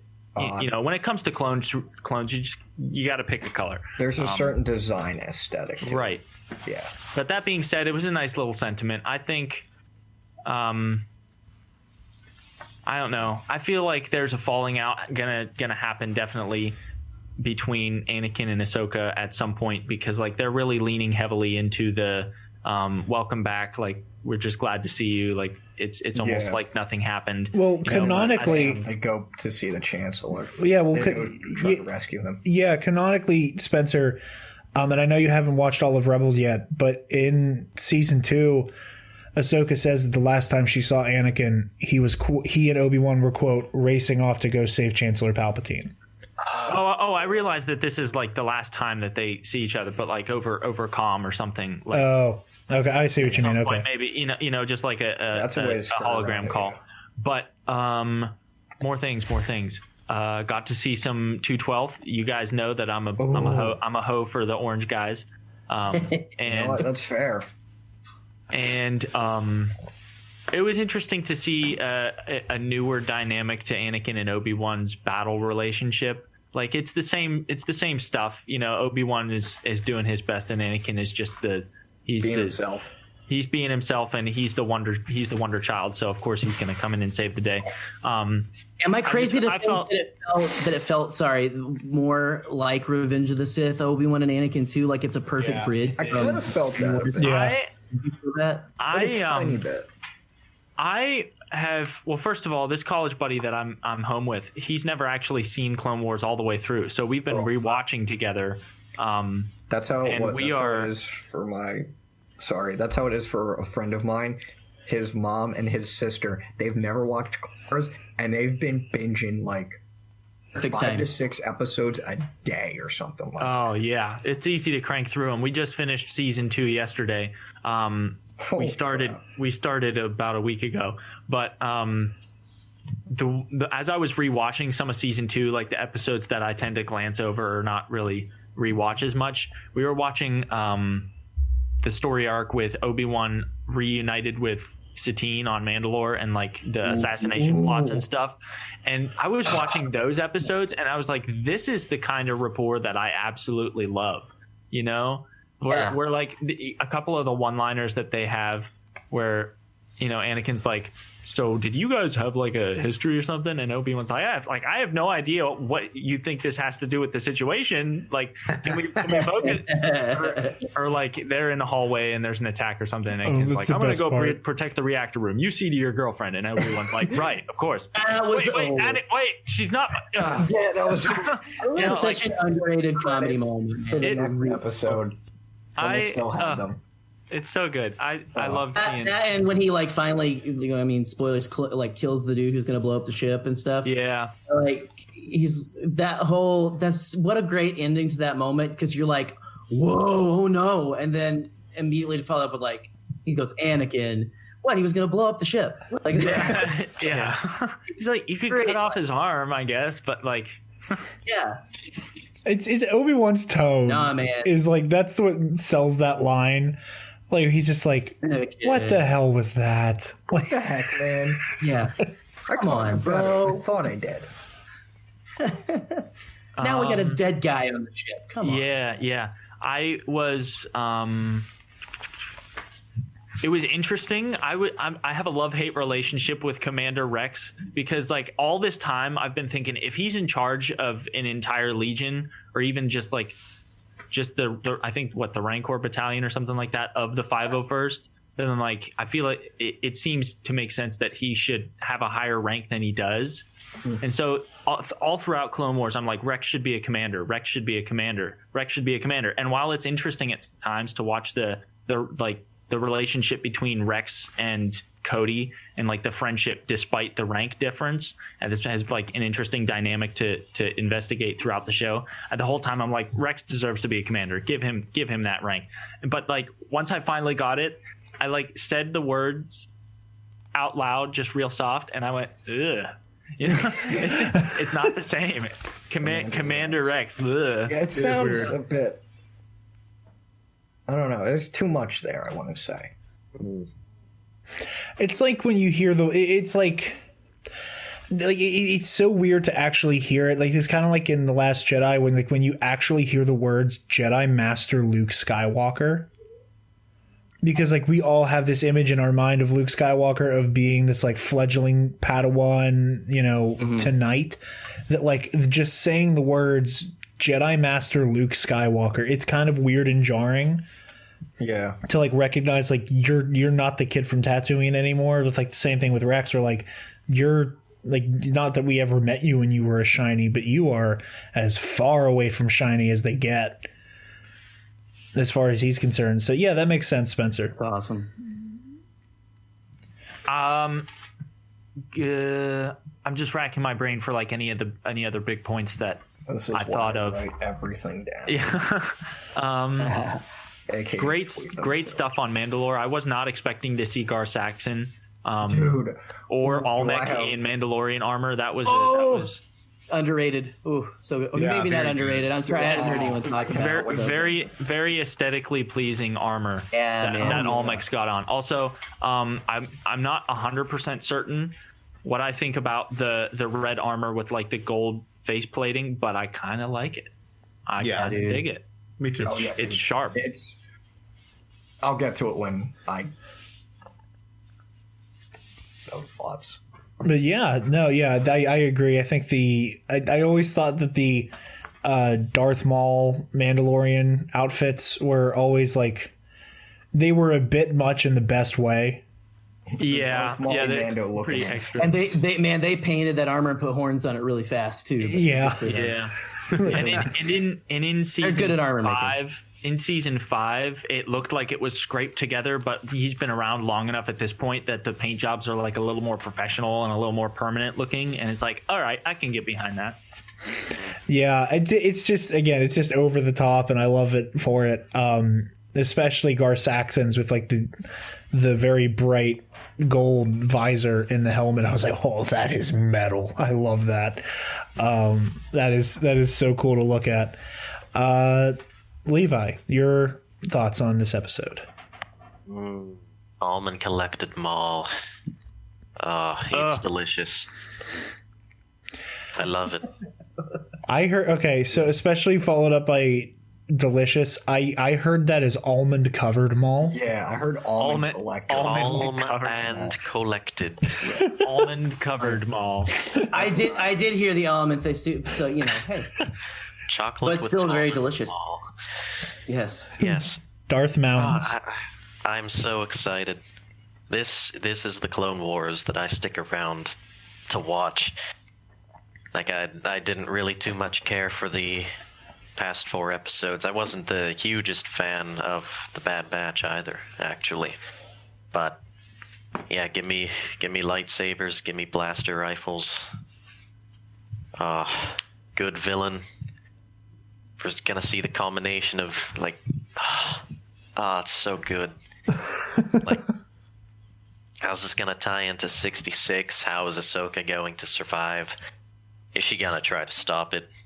After, are they gonna have a conversation with Maul about it? Does he know? He has to know, right? But, yeah, that's one of those things. It's like, does he know the full extent of Sidious's plan, or like, is he just? I would love to know I that. think Oh, I hope they reveal that. I want to say I'll have to reread the Son of Dathomir comic, but I want to say he might have figured it out. Or in the time between Son of Dathomir and Siege of Mandalore, he finds out. Yeah, and this is one of those things. It's like, obviously he knows that the end game is the Jedi are no more and the Sith rule over the galaxy in the form of an empire. But like, I really want to know if he's like, yeah, how about them clone troopers? Or if he's just like completely like, listen, even I don't know what the hell this crazy bastard's up to. This is gonna, like, I'm along for the ride just as much as you guys. Like, yeah. And so why would Maul set up a trap? We know he wanted Kenobi. So is this his petty, I want to be the one to kill Kenobi. I want to do it before Order definitely. 66. Oh, come on, man. That might be what it is. It's so telegraphed that it is. Yeah, yeah, and that's what I'm saying. But yeah. now that Ahsoka's there, his plans change, maybe. Yeah, probably. He wants to stop 66 because he wants to be the one to kill Kenobi. That would be interesting. I love that. I would love for Maul's pettiness to be like, no, we don't genocide them. I get him. Yeah, let's not kill all the Jedi. I just want this, and that's it. And then you can It's do like whatever he's sort you of want. an anti-hero. Yeah, It's kind of funny. your pick of the litter. I want him, Yeah. Yeah. and I'm gonna kick him to The death. rest, I just want Amazing animation. Oh yeah. Just in the the tone. first few episodes too, it feels like, man. Oh man. Yeah. The overall tone of it. we're getting something different. You know, this is the final season of Clone Wars. I don't know what that last arc was. It was too long. Well, Solo 2. Yeah. yeah, you know, and that's fair, and I agree with you. And like it's just so amazing to see the way everything's forming up, and the you know, like you said, the animation, that shot whenever Obi-Wan like deflects that blaster bolt to save Cody. Like and that slow-mo follow through of him bringing his lightsaber back up into that guard position, it was borderline pornographic. Like it was. I was drooling, and that was a shot that I was not super fond of in the trailer. I was like, this looks cool, but what is happening here? Because in the trailer, you don't have a sense of like the space around Obi-Wan, and it like in the trailer it looked like he was maybe like on a speeder bike. Like it looked like he was moving and not like the smoke was moving around him. But in context of it being like Obi-Wan, you know, in a very Obi-Wan moment, like, nope, I'm going to do something incredibly, you know, I could very easily die from this, but I'm going to save another life, regardless of what happens with my own. And seeing Obi-Wan commit to that in the way that he did was, you know, and just the follow through, Beautiful. Yeah, I don't understand how they put that on Disney Plus and got away with it. Usually they edit that stuff out on there. Favorite compliment, right? What was that? Oh, this is pornographic. Yeah, it is. Yeah, that was, you were on a binge like a year ago or whatever, calling everything pornographic. Because you know what? Sometimes Joel's like, "Oh, please stop saying that." And it was. You're like, why? No. Joel demanded I stop saying something else, which I won't say on this show because it made him uncomfortable as well. I mean, that too, maybe. But no, like I love that shot so much. Now that I see it in context, I want art. Like I want a print of just Obi-Wan just like coming back into his ready stance. But yeah, is that all you got, buddy? Who, me? Yeah. Yeah, no, Levi. Yeah. Oh, okay. Yeah, that's pretty much all I have. It was a good episode. Connor, thoughts on this week's episode? Alrighty, here we go. Are we gonna be here until real quick before Connor goes on his moment, which I'm going to listen and post more than likely. I unfortunately have to sign off real quick, fellas. But I believe Gerry is able to stay. So I'm here. Excellent. One half of the Bombadcast may have to depart, but this has been really awesome. By the way, I can't wait to come back on. So absolutely, no. Thank you so much for coming on. Back on here. Oh no, I love this, but unfortunately, duty calls, and by duty I mean I have to make lunch. So for my significant other. So anyway, y'all, thank you so much. Seriously, and Connor, I'm gonna listen to this in post. I promise. Don't call it, Scottie. Yeah. Don't call your cooking skills duty. It's okay. Farewell. Hey man, I'm just happy you guys were. Yeah, agreed. Yeah, thanks so much for coming on. Of course, and I'll be back. Hopefully Gerry will too. But anyway, y'all stay Bombad, okay? I'll talk to y'all soon. Right. Moi moi, buddy. Moi moi. Later, Scottie. You suck. Thank you. Bye. Love you. Okay. So I'll start off by saying that Clone Wars up to the last episode of the Martez Sisters arc has been just solid, like through, and the last episode of that arc for me was amazingly solid, and this episode was like more than that, because just I don't even like to start. I have to talk about the old this film. So that blew me out of my because I just didn't expect it, and when it happened, I'm like, you got to be kidding me. We're in for something really good. And then it just kept piling on, you know, seeing the old logo and then the red the Clone Wars text being in red, and then the fanfare. I might have not been the one, but I legit was expecting a text crawl. I was Oh. And the anime, like, we've talked about the anime, because, like, holy, like, Grievous, in that one short shot that we got of him, he looked sharp. Yeah, that's the best really- Grievous has ever looked like in a Clone smart Wars. person for once. He almost looked akin to 2000 Grievous. Just a bit. And then this might be a reason why this is my favorite episode of the entire season. Got to see my Star Wars wife, Ayla Secura, and my Star Wars mom, Depa Baba. That got me super hyped. And I mentioned it before, but like I love seeing the Last Jedi parallel with Anakin waltzing out and saying, I will surrender and surrender my forces to you. But he just adds that like little extra Anakin-ness to it to make it him. And then I think, Gerry, you talked about how like the use of the Return of the Jedi theme before the sailbar fight. Yes. That was masterful. Like even down to like he had the bum, like kind of like different. They're like placed differently or something. It was like it was different enough to not be like completely this is the exact same thing, but it was enough to give you that feel, man. Like Oh yeah. with the clones like underneath, and even with R2. Oh, okay, you go, continue. I'm Dude, sorry. R2 was awesome in this episode. That He's is a the- character I oh, totally sorry. forgot to write about. That music is the sign of a Skywalker who's about to do something very insane that they pulled out of their ass only 5 minutes ago. Yeah, dude. Like you may as you work This harder. is, I'm sorry. This was a trick that Anakin learned from Obi-Wan back on Christophsis. Yeah, which is another parallel that I love. Oh yeah, that's a good point, Lewa. I loved the whole when the Fulcrum name drop. Oh, that I think I teared up a bit when I heard that. I teared up. I cried a lot in this episode. This was like an emotional cry fest for me and for many others, I'm guessing.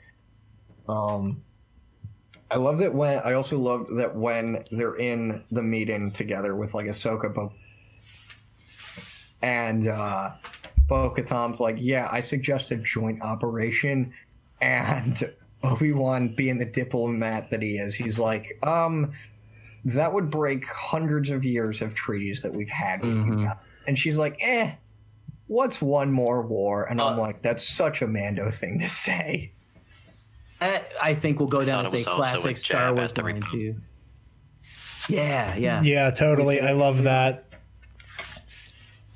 Yeah, You said it was a jab at the Republic. You thought it was a jab. right. That's fair. And then this line really got to me when Bo-Katan and Obi-Wan were arguing, and I can't remember who mentioned her sister, Bo-Katan's sister, but when Bo-Katan said, "I thought she meant something to you," I cried. It was Bo-Katan that she just went straight forward. She's like, I thought Satine mattered to you. Like just take the way to just take the knife and just twist it. Yeah.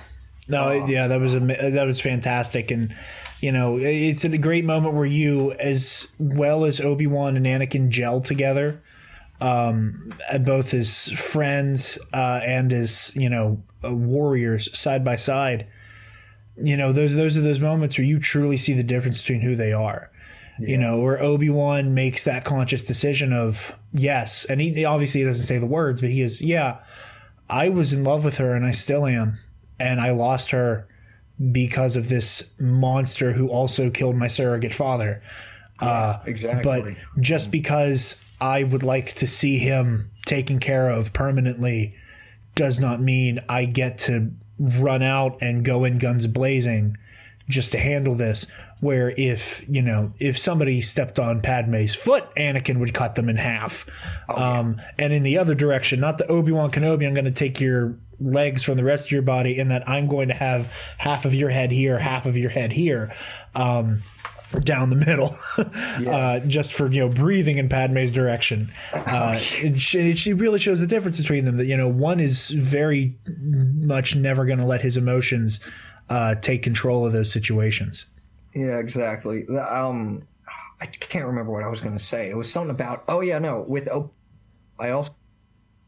Obi-Wan references the fact that he's like, yeah, I killed Maul 1. Yeah, that was one of my favorite lines.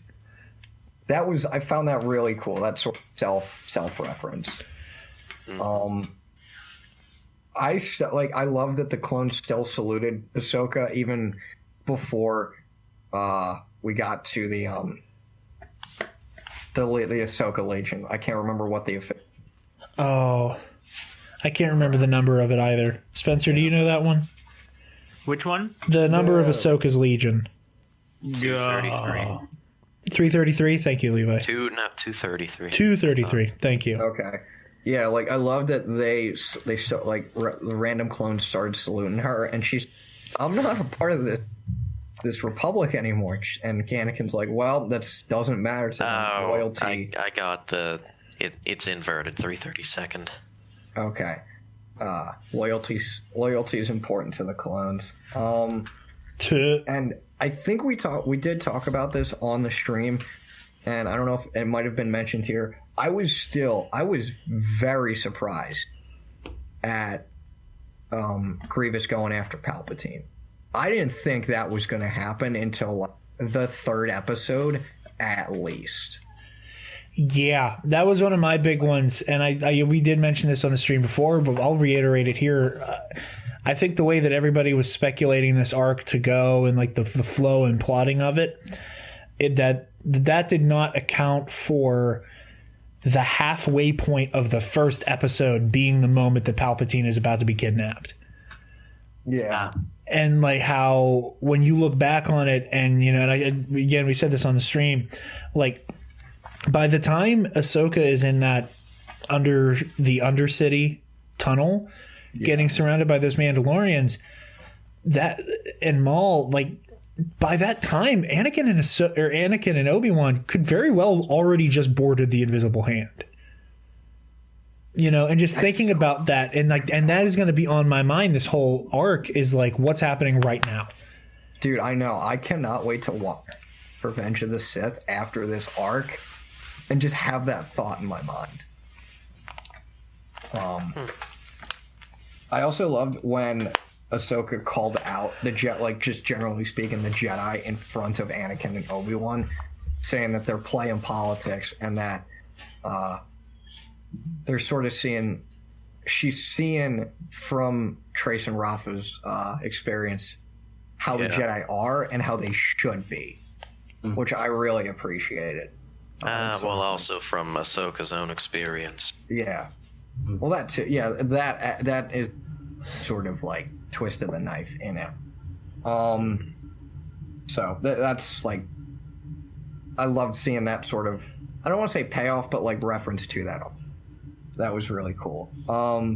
Small thing. It'll never get old seeing Mandalorian starfighters, ever. Oh yeah, them's is so slick. Cool. And then the thing I wanted to say with the Son of Dathomir arc is that it was really cool seeing Almec, Gar Saxon, and Rook, who is from that comic. And I literally, the funny thing is, I read that comic maybe 2 hours before I watched the episode, because I was like, I need to read this. And I never really got the motivation to read it, but I'm like, you know what, screw it. I got to read it before this arc. And to see Rook in animation form, I was hyped. I love that payoff. And the last thoughts I just have is just Ahsoka and a Bo-Katan just go ham on Mandalorians is nice, insane. And I also loved when Ahsoka says, "You're nothing like your sister," and then Almec, "You were never the politician, your sister was," and Bo-Katan's like, "I know," and then almost shoots him. Yeah, my blaster told me so. Yeah. So, I don't know. That was, that's. I'll probably rewatch it. Hopefully, maybe. But like, so action packed, but also a lot of great character moments that I love. Absolutely. I'll speak briefly here because, like I said a lot of what I had to say on the Blue Bantha Milk stream. I think, and I am kind of reiterating something I said there. I am just so perplexed about the plotting of the rest of this arc. Like, that's the thing that just absolutely floored me. Oh yeah, Was like, and at the end, at the point in the first episode with Anakin and Obi-Wan having to go rescue Palpatine, I was sitting there and I was like, wow, is the episode over already? And I was like, they really got to the whole Palpatine Battle of Coruscant thing much faster than I expected. And I clicked on my screen just to like see the timeline pop up, and I was like, holy hell, we're 15 minutes in. And having to recognize that, like, there, how things are going to play out differently. I don't think that the big Ahsoka Maul fight that we saw in the trailers is what we're going to get in the next episode. I think they're going to have at least 2 fights. I think they're going to go head to head in that tunnel, and then there's going to be a rematch where they're in the Mandalorian throne room. Oh yeah. But I was shocked by that. Again, like the fact that Plo Koon and Aayla Secura are clearly already on Kato Nemoidia and Felucia, respectively. Oh, I cut that like my second watch through. Big sad. So fast, man. So fast. And I was like, oh no. Yeah, pointed that out. And I'm like, the big sad has been contracted. Yeah, it's out there and it's in force. But I was that caught me off guard. I also, and I know I'm on record as saying I had some mixed feelings about the whole Ahsoka randomly having blue lightsabers now thing. Yeah. And having the context of her receiving the lightsabers back from Anakin, where he's like, yeah, I made them a little bit better for you. And that they're blue now. I was listening to Star Wars Explained talk about it today while I was setting up for the show. And he made an amazing point, and I couldn't quite find the words for it, but he and Molly articulated it brilliantly, where they were saying that, like, especially since this is the last time Anakin and Ahsoka will see each other, that him giving her these new blue lightsabers, it's almost like Anakin has like given Ahsoka like what would be one of the last shreds of his soul. And that like she is one of the few people feels trip. And that like she's one of the few people in the galaxy who will like have a piece of Anakin Skywalker within 2 weeks. Wow. That is. And just that idea that like Anakin has imparted part of him to Ahsoka in that way of, very much in the same way where like Obi-Wan gives Anakin or Luke Anakin's lightsaber, Anakin is like, this is kind of a part of, this is yours, but it's a part of me. I'm a part of you, keep me with you. Please be safe. This is going to make, when I rewatch Rebels, their season 2 is going to be even more. And they shot for shot replicated that scene in a couple moments where like you have like the kind of like over the shoulder from Anakin in the foreground to Ahsoka in the background shot. There's a couple where I picked up on it like that shot. So they are not mincing any feelings here at all. No. I think I gotta go cry in the shower now. Yeah, guys. So possibly with clothes on. So thanks. No, but no, yeah. I absolutely love this episode, and I can't wait to see where it goes. And I really hope that I think we've all at some point here posited this and considered it as a possibility that the actual Siege of Mandalore will be over by episode 3, and that episode 4 is a hellish nightmare of an epilogue where we have to watch all these characters die again. Dude, I swear, if I have to see a Twitter mutual of mine, Kello Ren, for those that know her. She friggin' posted like, "Oh yeah, it's gonna suck if we have to see like this character, and she's like, and less likely Cal Kestis, and I'm like, don't do this to me. Don't bring it up. Don't bring it up. I suffered more. I suffered enough. I don't need this. Probably gonna be like we're gonna focus in more on like Plo and all them like in their last moments. Oh, dude, that's still gonna be hard. Well, you know what? Because it's hard watching Revenge of the Sith now, watching just what we have of Clone Wars, and like that's gonna. It's gonna take it to a whole nother level. Well, here's another thing that I think is really interesting. Ahsoka's gonna feel that. Oh God. Ahsoka's gonna know when Plo dies, at least. Oh no. Levi, why? He's gonna feel Anakin turn as well. Why'd you say that out loud? Why'd you say that out loud? My stomach dropped when you said that. Does it work for the dark side too? Will Maul know when Dooku's pieced out? I don't think he has enough of a. I don't think he has a strong enough bond with Dooku. Like he might feel like a tremor in the Force just because someone very powerful was killed. I feel like Palpatine's plan or something, right? Yeah, because like Dooku, because like Maul tried to get Dooku on his side in the Sun comic, so like maybe he'll feel something at least, even though Dooku was.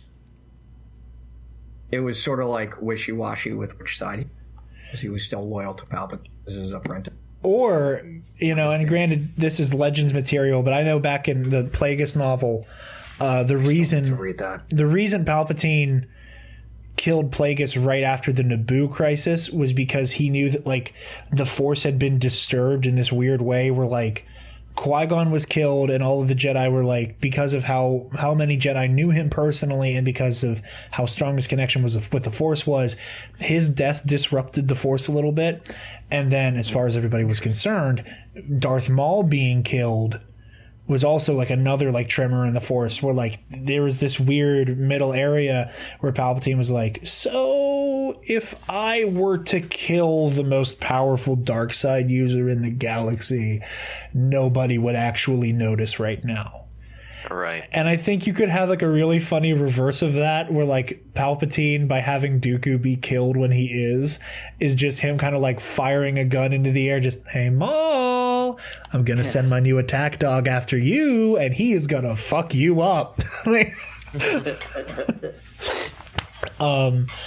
So I think that would be an interesting little, the psychological warfare that Palpatine's very good at. Another thing that I would very much like to call attention to is one of the lines of dialogue, which I thought was very telling and that I thought was really cool that alludes to the one deleted scene from Revenge of the Sith when Obi-Wan says, Master Windu sent Shaak Ti to protect the Chancellor. He's lost contact with her. Oh, man. Again. Yeah. Oh, Shaak no. Ti's already dead. So, And nobody felt it because no one cares about Shaak Ti. That is not true. I love Shaak Ti. Not even her creators. Are there any of the dudes who the clones that batch? What was it? Batch 99? Not Batch 99. That's the Bad Batch. I don't know. Not the Bad Batch, but like those the guys Clone that we Force pretty much lost everyone. We lost everyone except for Echo now, right? Oh yeah, the ARC Troopers. Yeah. Domino Squad. Oh, yeah, Domino. Yeah. Thank you, Levi. You're welcome. Yeah, they may care, maybe. Maybe. Echo's off having fun with the Space A Team, so I think he'll. Yeah, really. Yeah, I mean, I care about Shaak Ti. So yeah, I think the thing that's like really interesting about that though is that I think that like I don't know if this is like canon, but I've heard people say that like the loose canon version of Shaak Ti's death is not the deleted scene with Grievous, but the deleted scene with Anakin. Yeah, it's shown in the Shaak Ti dies by Anakin's hand, and it's shown in. But you can't. But you don't know if that's Anakin or not. All you see is pretty sure. All you see is a blue blade go through Shaak Ti's chest. It's probably Anakin. But who else would it be? Grievous, like in the original deleted scene.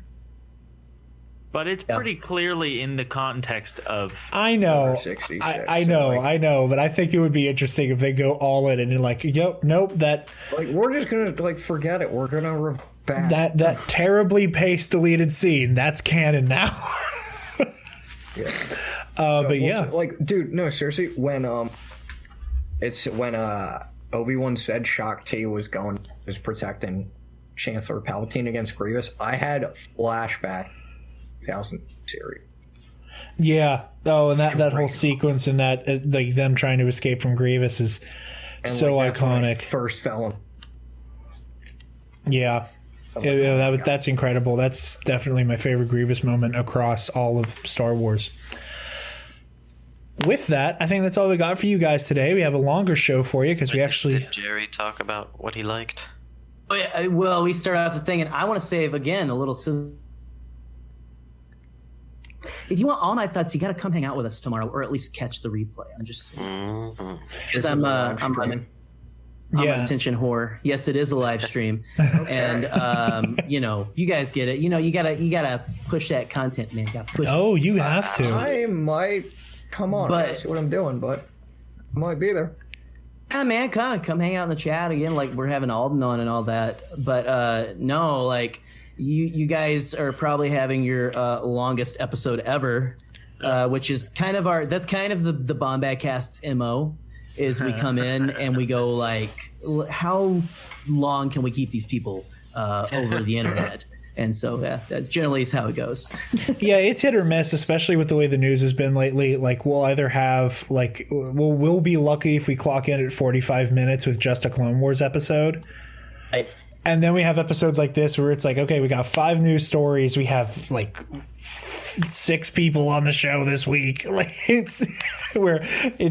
couple of them who really like to talk, really, really, really like to talk. And we welcome it. We welcome it. Absolutely. That's the point. So we can all, pal around and talk about space wizards. Yeah, man. With that, Levi, where can the lovely people find you, sir? Twitter, I guess. If you must. Yeah, at Levi_Baum, BAUM. That's all lowercase. I don't know if that matters.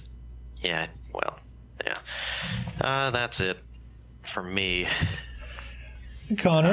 Sorry. Yeah, Connor. The lovely people can find me on at Depo Banana. They can find me on Instagram at ConmanJFO, and then they can find me on Facebook, admin in the Alliance of Star Wars Fanatics, a Star Wars Facebook where our entire mission is to discuss Star Wars in a positive and constructive way. Hell yeah. Spencer, where can the lovely people find you, sir? You can find me on Instagram at SpenceManCosplays and just cosplay, and on Twitter at SpenceMan49. Excellent. And Gerry, where can the lovely people find you and the Bombadcast? Well, again, thank you guys so much for having me and Scottie on. And clearly we all know now who the best Bombadcast co-host is. Listen, I figured that out listening to this week's episode, okay? Yeah, right. You've known it all. We've all known it. It's just now we have the proof. And Scottie, hi, listening to the replay here. You're welcome. But you can find me on Twitter at the Canon Junkie. You can find Scottie on Twitter at the Scott Jero. You can find the Bombadcast pretty much anywhere that I think I usually say you find live human beings on the internet.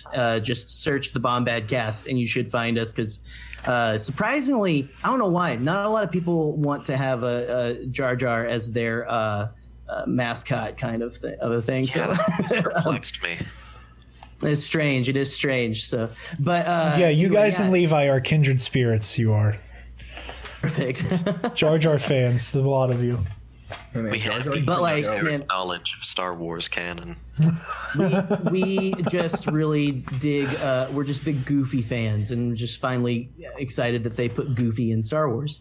So Goofy the dog. Anyway, but yeah, you can go check out our stuff, guys. Again, we've got like a live stream coming up and just all kinds of stuff. But you can find all that on those things. And we also have a Facebook group, the Bombad Fam. So if you want to go over there, I like to say that we'll share stuff there first. But most of the time, it just happens that I post whenever I feel like it. So, but just go hang out with us because it's still fun. So. Thanks again, guys, for having us on. Oh my God! Again, the pleasure is all ours. Thank you so much for coming on.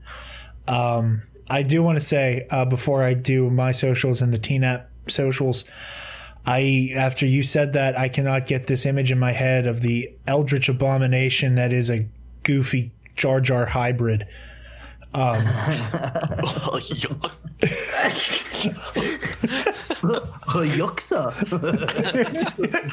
Yuxa. But you know what would be even more horrifying is in the worst timeline where Michael Jackson actually did play him in just it wasn't even like computer animated. It was just him in prosthetics.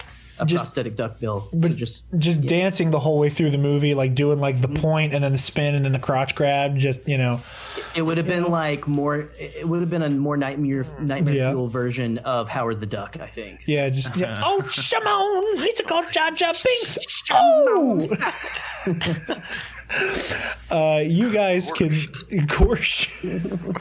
Like, where's that waiter? How do you put together the and like the Jar Jar like there's a monstrosity of a sound clip if you put those two things together. There's a way. There is I'm sure. Yeah. Because you gotta be bored enough, I think so. Travis is going to listen back to it and somehow figure it out. Travis and Joel together, they'll do it. You guys can find me on Twitter and Instagram at DarkJedi2552. You can also find the Nerd Academy podcast on Twitter, Instagram, Facebook, and YouTube. Be sure to check out our webs. Ooh, what'd you say? Oh, no. Keep going. You guys can also check out our website, www.thenerdacademypodcast.com, where you could find our Patreon. So if you guys are feeling generous, want to chuck in a couple credits to help us keep the lights on around these parts, it would be greatly appreciated. With that, thank you. We do not take Republican credits. Yeah, we do not take Republic credits, only real money. With that, thank you all so much for listening. Again, thank you so much for the Bombadcast for coming on. This was a hoot. So much fun, guys. Seriously, thank you for having us on. So don't be strangers. Oh, never. You can loan any of us out onto your show anytime you need us. Agreed. Okay. I gotta eat lunch. Yeah, okay. Yeah, with that, we are honored that you have joined us, and may the Force be with you all. Yes. May the Force be with you.